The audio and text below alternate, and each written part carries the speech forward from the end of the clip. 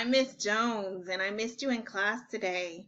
Um, Basically, all you need to do is log into your Google Classroom, and the information that is needed from you is there. There's a bell ringer where you will have to put your contact information, um, and then three things about you.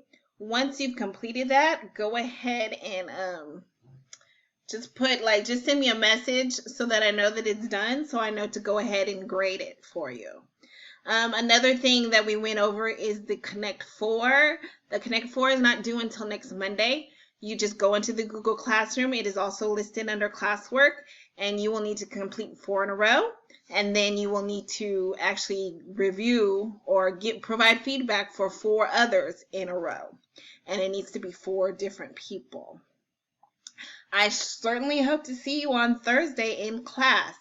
In the meantime, make sure that you take the time to sign up for my Remind, where you can send me text messages. Take a look at my Google Class website so you can see all the important information that you missed. There's also an agenda, and then you can also contact me if you have any questions via email or via the Remind. Thank you so much, and I cannot wait to see you.